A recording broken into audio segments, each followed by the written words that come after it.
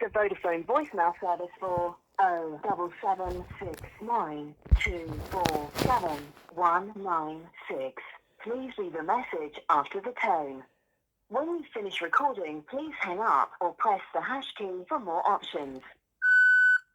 Oh yes, good afternoon, Mr. Browell. It's Mr. Hussain here regarding my brother, Mr. Talib Hussain. Date today is Monday, the 4th of September, 2023, and the time is just after midday. And I'm leaving you a further message regarding my brother Talib. Obviously, I believe it's been now 28 days since Talib's been abducted into your care. I understand that last time on the 3rd of August, you actually took him from my care under the legal framework, which was sanctioning him under the Mental Health Act. He was taken from my care under much same allegations of neglect, and quite clearly at the time, I was the one that had raised the safeguarding alert a month earlier on the 12th of July that my brother's being neglected as a result of Adalat being a nefarious brother Adalat being appointed as a deputy with the clear collusion of the local authority and the court system involved. By July, my brother was really suffering and becoming very despondent. I was concerned. I raised a safeguarding alert, and there was a framework at least in place then. I presume that since I as the nearest relative have not been contacted, that you're not holding him under Section 2 of the Mental Health Act. Considering the fact that my brother was taken from here really well, in good health, obviously he was lost a lot of weight and had been despondent, and I was caring for him, so he was not in need of hospital treatment. If there was anything, so like I said, there's nothing really wrong with my brother when he was taken 28 days ago. Today, 28 days later, I've had no contact with him. I've got no idea how he's doing or where you're keeping him. Obviously, the local authority have commissioned the services of the police force, as they have done many times in the past, in order to, create a contrivance in order to effectively abduct my brother. This is not acceptable at all. I mean, there's no legal framework in place. You're acting like gangsters as usual. I need to know where my brother is. My sister's worried where is family. I mean, the idea now of constructing or contriving a family for Talib, namely my sister Shaida or Halda or the nefarious brother Adalat, for your advantage is not going to work this time, because my brother has clearly articulated over and over and again that I'm, to give me his power of attorney, and this goes all the way back to when he was in hospital at BRI in 2014 in front of your managers Nadia Khan and Sanjeev Singh and Shaukat Ali, I think Deepak Patel and Sanjeev Singh and Shaukat Ali, everybody declared then. So the fact that you've taken him now, we don't know where he is, clearly he's a missing person as far as we're concerned. I mean, just like you were claiming that he's a missing person when you didn't know where he was.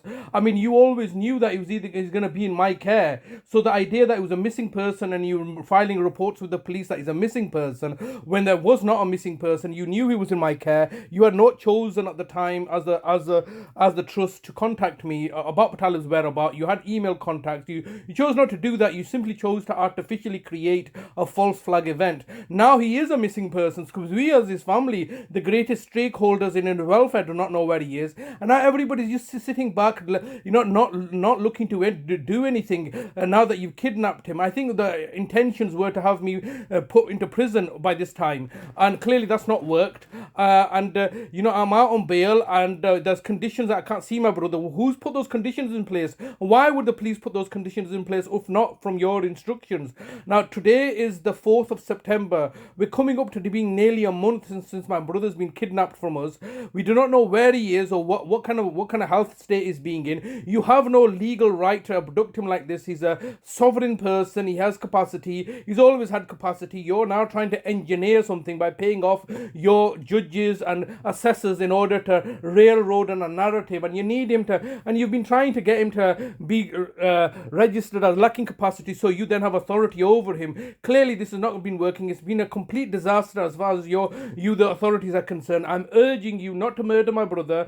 There are costs associated with that. There's daily costs of anguish and suffering that you're creating for us, and I urge you once again to engage with us as I have been doing from day one, that you cannot run away from on this responsibility. You cannot simply blame me for everything when it's quite clearly and evidently your failures, your systemic failures over and over and again. You have nothing in place in order to meet my brother's care needs. The care homes are closing down. There's a deficit in your finances. There's a national social care crisis in adult social care. I read daily the problems that the ambulance service has, the hospitals have in order to clear beds. This is simply not acceptable, Mr. Browell, and I'm speaking to you effectively as the mouthpiece of the local authority. And obviously there are senior people involved in this. You were trying to look to resolve something personally. What did you resolve? You meant to write out as a letter, and you refused. We didn't receive any letter. That was several months later, looking to dissipate his finances. And then you've done this, where you've come to my house and robbed him. You've taken his passport and his identity papers. You've effectively human trafficked him from my care into your custody, and you're holding him ransom now. That's the reality of it. I mean, you may not like such sensationalized wordings, but what other things? I've never been proven wrong, have I? This is the case that you've been financially plundering and profiteering as a result of telling lies and deceptions.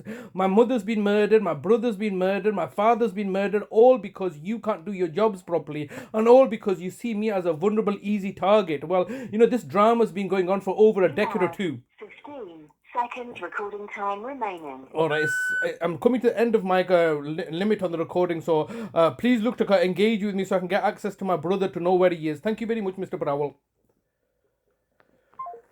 So that's just another recording. They're just going to ignore it. They don't need to, they've got custody of my brother. They don't need to engage with me anymore. That's a 6-minute voice message. I think it was about 6 minutes. 6-minute voice message just telling him daily, look, you need to resolve the situation. The situation can't stay like this. You've effectively basically told me you can't communicate with us. Don't call us. We'll call you when we are ready, when we have a final solution to the problem in order to disadvantage you. Right now, we don't have all the advantages. They're cheaters. They just cheat, manipulate in order to get what they want, and the lies and deceptions are all coming unraveling now. Why have they taken my brother? Under what legal framework have they taken my brother? They simply arrested me. They didn't even need to arrest me. They said they wanted to speak to my brother. I said, go get a translator. They couldn't get a translator, so what they decided, we're just going to get the police to arrest you so we can take custody of him, come into your house, rob you blind, take all your phones, mobile phones, your money, your passports, your documents. We'll do whatever we like, simply because the police are our little lapdogs. They'll do exactly what we tell them. The court system are our lapdogs. They'll do exactly what we tell them. And particularly the judges and the magistrates and all of them, all the judges, justices, magistrates, they're all in the back pocket of the local authority.